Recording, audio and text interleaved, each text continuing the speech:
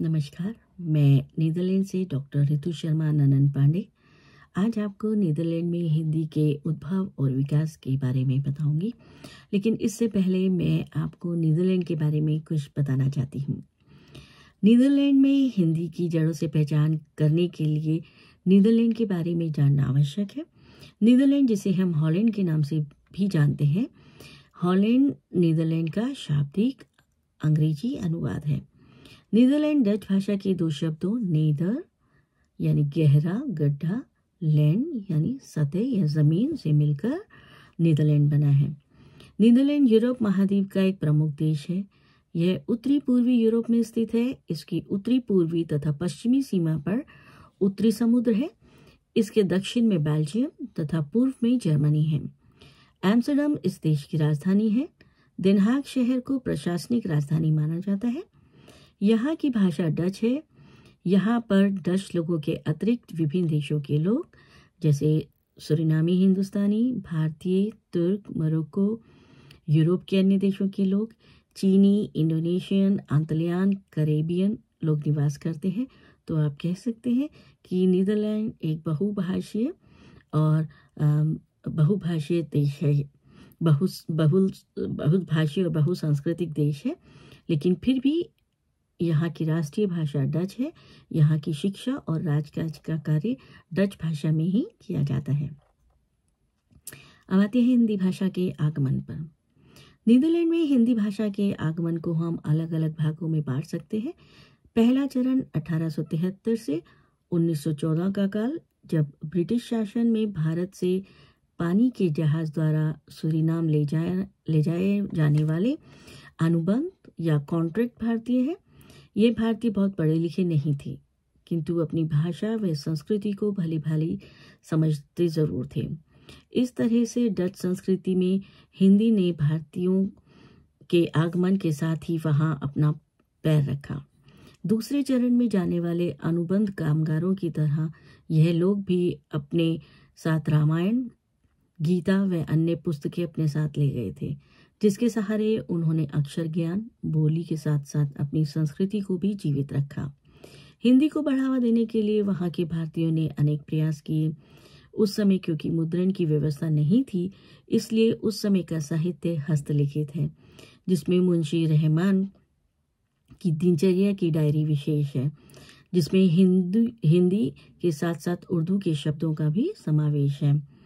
शुरुआत के कुछ सालों बाद सूरीनाम में शिक्षा के अधिकार के अंतर्गत खुले स्कूलों की शुरुआत की गई, जहां डच के साथ साथ एक विषय के रूप में हिंदी भाषा की जानकारी भी दी गई।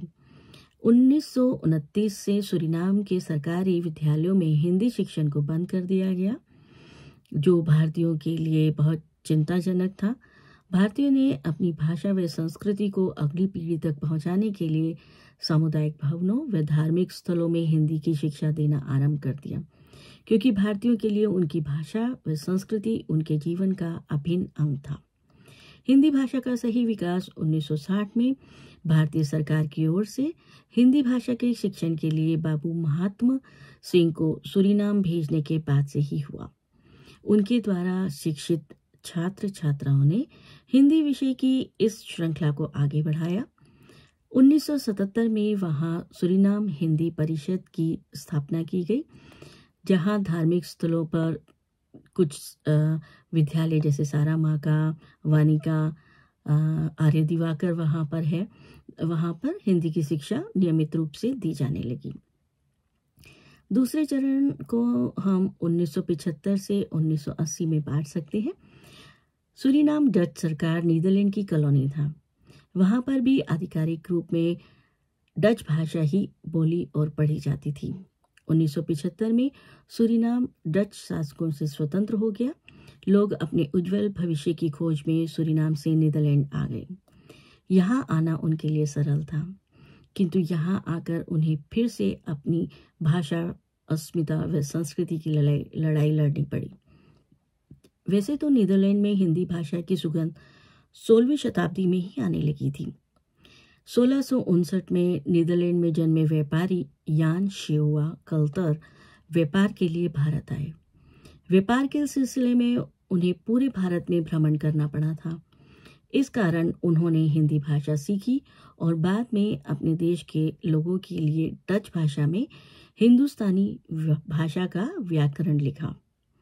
इसके बाद एक और नीदरलैंड निवासी ने इसकी नकल, जिनका नाम इसाक van der Heuvel ने भी 16वीं शताब्दी में इसकी नकल की। इसका अनुवाद दाविद मिल ने लैटिन भाषा में भी किया। नीदरलैंड के शहर लाइडन से 1743 ईस्वी में यह पुस्तक प्रकाशित की गई। इसकी एक प्रति कोलकाता के पुस्तकालय में सुरक्षित है। जॉन फिलिप ने एम्स्टर्डम में पढ़ाई करते समय अपनी प्राध्यापिका क्रिस्टियानुस कार्लिस उल्हबेक से संस्कृत भाषा की शिक्षा प्राप्त करने के बाद 1914 में वह नीदरलैंड के लाइडन विश्वविद्यालय में ही संस्कृत व हिंदी भाषा के प्राध्यापक के रूप में काम करने लगे। 1925 में उन्होंने नीदरलैंड के लाइडन विश्वविद्यालय में केर्न इंस्टीट्यूट की स्थापना की, जो अभी भी लाइडन यूनिवर्सिटी में एक डिपार्टमेंट है, जहां संस्कृत हिंदी व्याकरण के विषय की शिक्षा दी जाती थी। उस समय इन्होंने कई पुस्तकों का हिंदी भाषा से डच भाषा में अनुवाद भी किया, जिसमें संस्कृत एवं प्राकृत भाषा, नागाज इन हिंदू आदि प्रमुख हैं। इस तरह से नीदरलैंड में हिंदी भाषा के फूल खिलने तो शुरू हो गए थे, किंतु कालांतर में वे पुष्प मुरझाने लगे। 1975 में सूरीनामी प्रवासी भारतीय जब नीदरलैंड आए तो उन्हें फिर से अपनी भाषा के लिए फिर से लड़ाई लड़नी पड़ी और उन्होंने फिर से हिंदी की मशाल जलाई। धार्मिक स्थलों में हिंदी की शिक्षा से शुरू होकर यह मशाल प्राथमिक विद्यालयों तक पहुंच गई। 1960 में भारत से एक नौजवान मोहनकांत गौतम पढ़ाई करने के लिए नीदरलैंड आते हैं और वहीं पढ़ाई करने के बाद में वह उसी यूनिवर्सिटी लाइडन यूनिवर्सिटी में प्रोफेसर पद से सेवानिवृत्त हुए। उन्होंने सूरीनामी प्रवासी भारतीयों को एक नई दिशा दिखाई और उनके साथ मिलकर उन्होंने मिलन नाम की एक हिंदी भाषा के प्रचार प्रसार की संस्था का गठन किया। बाद में यह संस्था किन्हीं कारणों से बंद हो गई।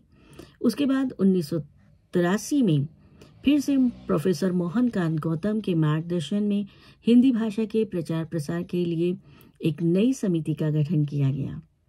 इस समिति में प्रोफेसर मोहनकांत गौतम के अतिरिक्त रामेश्वर रामावतार सिंह, रविंद्र बलदेव सिंह, सूर्य प्रसाद बीरे और नारायण मथुरा शर्मा आदि शामिल हुए और इस समिति का नाम रखा गया नीदरलैंड हिंदी परिषद, जिसके अंतर्गत आज भी हिंदी की शिक्षा दी जाती है। रामेश्वर रामावतार सिंह सूरीनाम में बाबू महात्म के अंतर्गत हिंदी भाषा की उच्च शिक्षा प्राप्त कर सूरीनाम में कई वर्षों तक हिंदी के शिक्षक के रूप में कार्यरत रहे और 1960 में वह नीदरलैंड आ गए और तब से लेकर आज तक, आज उनकी आयु 95 वर्ष है, आज तक वह ऑनलाइन हिंदी की शिक्षा दे रहे हैं। नीदरलैंड हिंदी परिषद ने बाबू महात्म सिंह का 1962 में भारत की राजभाषा समिति वर्धा के पाठ्यक्रम व हिंदी भाषा की अलग अलग स्तर की परीक्षाएं निर्धारित की, जिसमें प्रथमा, मध्यमा, उत्तमा, परिचय व कोविद की 6 परीक्षाएं स्थानीय स्तर पर ली जाती है तथा राष्ट्रभाषा रत्न की परीक्षा भारत में देनी होती है और वहीं से उनको सर्टिफिकेट मिलता है, प्रमाण पत्र मिलता है। हर वर्ष नीदरलैंड में 1200 से अधिक छात्र छात्रा हिंदी की परीक्षा देते हैं व वर्तमान समय तक यहाँ से हजारों की संख्या में विद्यार्थी हिंदी की परीक्षा में उत्तीर्ण हुए हैं। कोविड काल के बाद इनकी संख्या में कुछ कमी आई है। नीदरलैंड हिंदी परिषद के बाद डच सरकार की अनुमति से यहाँ पर 5 सरनामी हिंदुस्तानी प्राथमिक विद्यालय आरंभ किए गए। इन प्राथमिक विद्यालयों में भारतीय संस्कृति धर्म एक विषय के रूप में पढ़ाया जाता है। भारत से आने वाली पाठ्यक्रम की पुस्तकें या भारतीय दूतावास के सांस्कृतिक केंद्र से मिलने वाली हिंदी की पाठ्यक्रम की पुस्तकें यहाँ हिंदी भाषा की शिक्षा प्राप्त करने वालों के लिए कठिन थी। इसलिए यहाँ के सरनामी प्रवासी भारतीयों ने अपनी सुविधा के अनुसार हिंदी डच भाषा में पुस्तकें तैयार की। फ्रांकनहाई व नीदरलैंड हिंदी परिषद के अध्यक्ष नारायण मथुरा शर्मा ने प्रारंभिक अक्षर ज्ञान के लिए हिंदी की वर्णमाला की पुस्तकें हिंदी व डच वर्णों के साथ तैयार की। हिंदी परिषद नीदरलैंड के अतिरिक्त सनातन धर्म महासभा व आर्य समाज जैसे धार्मिक संस्थानों में भी हिंदी के शिक्षण व उनके प्रचार प्रसार में बहुत योगदान दिया है। हिंदी भाषा के प्रचार प्रसार के साधनों व हिंदी भाषा के प्रचार प्रसार में संचार के साधनों व रंगमंच ने भी अपनी प्रशंसनीय भूमिका निभाई है। सूरीनामी प्रवासी भारतीय घरों व आपस में वे सरनामी भाषा का प्रयोग करते हैं। ये भाषा भोजपुरी भाषा के निकट है, क्योंकि उस समय जब सूरीनाम ले जाए गए थे भारतीयों को, जब अनुबंध के तहत सूरीनाम ले जाया गया था, तो ज़्यादातर उत्तरी भारत से लोग वहाँ गए थे, जिसमें ब्रज, अवधी, मगही, भोजपुरी भाषाएं थी, जिसको मिलाकर एक भाषा तैयार की गई जिसका नाम सरनामी हिंदी पड़ा। और सरनामी प्रवासी भारतीय अपने घरों में यही भाषा बोलते हैं और ये भोजपुरी के निकट है, इसलिए अन्य भारतीयों को भी आसानी से समझ आ सकती है। यहाँ पर कई सरनामी हिंदी के रेडियो जैसे रेडियो आमोर, रेडियो सितारा, रेडियो SBS, रेडियो उजाला स्थापित किए गए, जिसमें कार्यक्रम की उद्घोषणा समाचार सरनामी हिंदी और डच भाषा द्वारा की जाती है। भारतीय सिनेमा के हिंदी गीतों का प्रसारण किया जाता है। सन 1980 में सूरीनामी प्रवासियों द्वारा डच टेलीविजन पर ओहम नाम का एक कार्यक्रम शुरू किया गया, जिसकी नींव रखने में प्रोफेसर मोहनकांत गौतम जी का बहुत बड़ा योगदान रहा। यह एक साप्ताहिक कार्यक्रम के रूप में शुरू किया गया, जिसमें भारतीय व सूरीनामी संस्कृति व भाषा से संबंधित जानकारी दी जाती थी। इस कार्यक्रम की मासिक पत्रिका भी निकलती थी, जिसमें अन्य जानकारियों के साथ साथ हिंदी भाषा का अक्षरज्ञान भी दिया जाता था। लगभग 25 वर्षों तक यह पत्रिका निरंतर चलती रही। ये कार्यक्रम निरंतर चलता रहा, लेकिन 25 वर्षों बाद नीदरलैंड की सरकार से आर्थिक सहायता न मिलने के कारण यह कार्यक्रम व पत्रिका दोनों ही बंद हो गए थे। यहाँ बैठक गाना, रंगमंच के द्वारा गाए जाने वाले गीत आज भी ज़्यादातर सरनामी हिंदी व हिंदी में ही होते हैं। रंगमंच के क्षेत्र में अमर सिंह रमन और रामदेव रघुवीर जैसे लोग अग्रणीय हैं। रामलीला का मंचन भी यहाँ हिंदी भाषा में ही किया जाता है, लेकिन लिखा रोमन में हिंदी में ही जाता है। उसके बाद इंटरनेट टेलीविज़न चैनल आने से लोगों को और अधिक सुविधाएं प्राप्त हो गई। भारत में निर्मित सीरियल रामायण, महाभारत व फिल्मों के यहाँ आने से भारतीयों में हिंदी भाषा के प्रति समझ और अनुराग और ज़्यादा बढ़ने लगा, जिससे उन्होंने हिंदी भाषा सीखने के लिए मन में उनके लालसा पैदा हुई। यहाँ डच लोगों के साथ साथ सूरीनामी प्रवासी भारतीयों ने भी भारतीय संस्कृति व इतिहास पर बहुत लेखन कार्य किया है, किंतु हिंदी भाषा में बहुत कम लेखन हुआ है। सूरीनाम व नीदरलैंड दोनों की ही राजकीय भाषा डच होने के कारण हिंदी साहित्य अधिक नहीं लिखा गया, और हिंदी साहित्य या भारत के बारे में जो भी लिखा गया या सूरीनाम के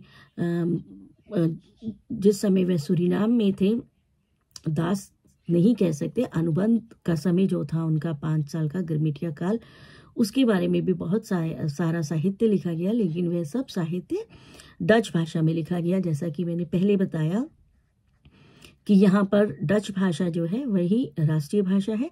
सूरीनाम और नीदरलैंड दोनों देशों में डच भाषा में ही शिक्षा और राजकाज के कार्य होते हैं, इसलिए बहुत सारे सूरीनामी प्रवासी भारतीयों ने साहित्य लिखा, लेकिन वह डच भाषा में ही लिखा गया।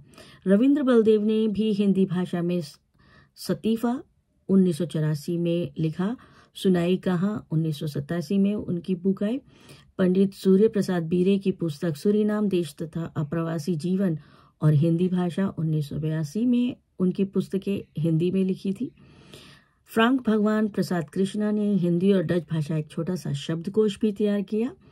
हिंदी भाषा का तीसरा चरण 1980 के बाद से अब तक का है, जिसमें भारत से लोग यहाँ शिक्षा, व्यवसाय, नौकरी के लिए सीधे हवाई जहाज से बैठकर नीदरलैंड आए। यहाँ प्रवासी भारतीय हिंदी भाषा से सीधा, यह जो भारतीय थे ये हिंदी भाषा से सीधा संबंध रखते थे, हिंदी पढ़ लिख सकते थे, बोल सकते थे और भारत से हिंदी पढ़ कर आए थे। वह हिंदी भाषा भली भांति बोल समझ पढ़ सकते थे, इसलिए इन भारतीयों ने हिंदी के प्रचार प्रसार के बारे में अधिक ध्यान नहीं दिया, क्योंकि उनकी प्राथमिकता यहाँ रहकर डच भाषा व संस्कृति को सीखना रहा। इन्हीं प्रवासी भारतीयों में से एक नाम रामा तक्षक जी का भी है। उन्होंने हिंदी भाषा में कविता संग्रह व उपन्यास लिखा। बहुत समय पहले नीदरलैंड से हिंदी भाषा की एक पत्रिका आम्स्टल गंगा निकला करती थी, किंतु कुछ समय बाद वह बंद हो गई। भारत से आए भारतीयों ने यहाँ रहकर हिंदी साहित्य लिखा, किंतु उसे यहाँ नीदरलैंड में हिंदी सिखाकर हिंदी पढ़ने वाले पाठक तैयार करने में वह असफल रहे। 2003 में डॉक्टर रितु शर्मा ग्रमिटिया परिवार में विवाह उपरांत नीदरलैंड में आई। उस समय उन्हें यहाँ बहुत कम हिंदी भाषा बोलने और पढ़ने वाले लोग मिले, लेकिन बहुत सारे ऐसे लोग मिले जो हिंदी भाषा पढ़ना और लिखना सीखना चाहते थे। इसलिए जब वह यहाँ के पुस्तकालयों में हिंदी भाषा की पुस्तकें खोजने गई तो उन्हें यहाँ हिंदी की पुस्तकें नहीं मिली। तो उन्होंने उस समय अपने बच्चों के प्राथमिक विद्यालय के निदेशक के साथ मिलकर प्राथमिक विद्यालय में एक पुस्तकालय खोला और वहां पर हिंदी की वर्णमाला की पुस्तक की स्थापित की। बाद में उन्होंने बहुत सारी डच बाल कहानियों का हिंदी भाषा में अनुवाद किया, जो विश्व की अलग अलग पत्र पत्रिकाओं में प्रकाशित हो रही हैं। 1916 में बाल साहित्यकार क्रिस वेक्टर के बाल उपन्यास का हिंदी में अनुवाद किया, जिसे नीदरलैंड में हिंदी पढ़ने वालों ने बहुत सराहा। इस उपन्यास का दूसरा संस्करण भी तैयार किया गया।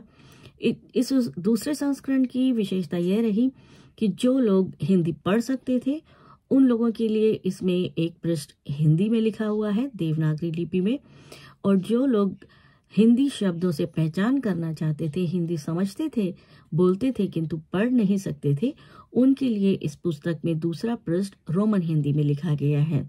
तो इस तरह से ये हिंदी और अहिंदी भाषी दोनों के लिए एक सफल पुस्तक के रूप में यहाँ स्थापित हुई। नीदरलैंड की संस्कृति की भारत में पहचान कराने के लिए इनकी नीदरलैंड की लोक कथाएं 2024 में प्रकाशित हुई। इस पुस्तक के लिए उन्होंने नीदरलैंड की लोक कथाओं का डच से सीधा हिंदी अनुवाद किया है और इस पुस्तक को कई पुरस्कार भी मिल चुके हैं। लगभग 2 दशकों से यह नीदरलैंड में रहकर अपने कार्य के साथ साथ यहाँ की टाउन हॉल की परामर्श समिति की सदस्य होने के साथ साथ ये निःशुल्क सूरीनाम हिंदी परिषद और नीदरलैंड हिंदी परिषद के लिए हिंदी की शिक्षा देने का कार्य भी कर रही हैं। साथ ही अपने छात्रों को वेबिनार, काव्य गोष्ठियों व पत्रिकाओं में उनके लेखक, कविता आदि प्रकाशित करवाकर उन्हें हिंदी के प्रति उत्साहित करवाती हैं।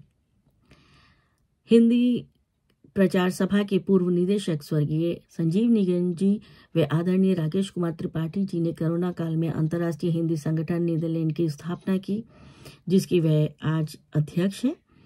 इसी तरह भारतीय संस्कृति के हम कह सकते हैं कि नीदरलैंड में हिंदी भाषा का पौधा प्रवासी सूरीनाम भारतीयों के खून पसीने से सींचकर बड़ा हुआ है। इन्हीं के कारण आज हमारी भारतीय संस्कृति के 16 संस्कार भी जीवित है। भारतीय सरकार द्वारा OCI कार्ड की सुविधा ने नीदरलैंड में भारतीय प्रवासियों को भारत के और समीप ला दिया है। वर्तमान में यहाँ बहुत सारे युवा हिंदी भाषा की उच्च शिक्षा के लिए भारत से आते हैं और यहाँ पर हिंदी की शिक्षा में सहायता करते हैं। यहाँ से बहुत सारे युवा भारत जाते हैं भारतीय दूतावास की तरफ से और हिंदी की शिक्षा भारत में ग्रहण करते हैं। वैसे भी प्रवासी भारतीयों के लिए, विशेषकर सूरीनामी प्रवासी भारतीयों के लिए भारत किसी तीर्थ से कम नहीं है, जहां वे जीवन में एक बार जरूर जाना चाहते हैं। भारत ने चाहे कितनी भी उन्नति क्यों न कर ली हो, पर उनका भारत अभी भी वही है जो उनके पूर्वजों ने उन्हें देखा और सुनाया है। आज भी वहाँ सरनामी समाज में सोहर, थाटी, चिन्हा, बहुरानी, दुल्हनिया, कटलेस, मटकोड़वा आदि शब्द आपको सुनने को मिल जाएंगे। ये इनकी रोजमर्रा की बोली में शामिल है। कुछ शब्द डच भाषा के साथ मिल गए हैं समय के साथ साथ। जैसे गंदा करने के लिए डच भाषा में शब्द है मोरसू, तो सरनामी जब हिंदी बोलते हैं तो मोरसू शब्द का भी, मोरसू मतलब तुमने गंदा कर लिया, मोरसू कर दिया। या कुकरू, कुकरू शब्द जो है वो डच भाषा के शब्द क्योंकि से मिलकर बना है रसोई, जिसका अर्थ है। तो इस तरह के शब्द इसमें मिल गए हैं। हम ये कह सकते हैं नीदरलैंड में हिंदी का भविष्य बहुत उज्जवल अभी नहीं है, किंतु निराशापूर्ण भी नहीं है। और हम आशा करते हैं कि बदलती तकनीक और बढ़ते व्यावसायिक संबंधों के कारण हिंदी भाषा का वर्चस्व यहाँ बढ़ेगा और आने वाली पीढ़ियों की रुचि इस ओर बढ़ेगी, क्योंकि दुनिया में पहले स्थान पर सबसे अधिक जनसंख्या वाले व सबसे ज़्यादा IT शिक्षित वाले देश को अनदेखा नहीं किया जा सकता है और भारतीयों को भी अनदेखा नहीं किया जा सकता है। तो इसी के साथ साथ मैं अपने वक्तव्य को यहीं विराम देती हूँ। यदि आपको नीदरलैंड में हिंदी की भाषा व उद्भव विकास के बारे में और जानकारी चाहिए तो आप मुझे मेल कर सकते हैं या संपर्क कर सकते हैं, नीचे टिप्पणी दे सकते हैं। आपका बहुत बहुत धन्यवाद।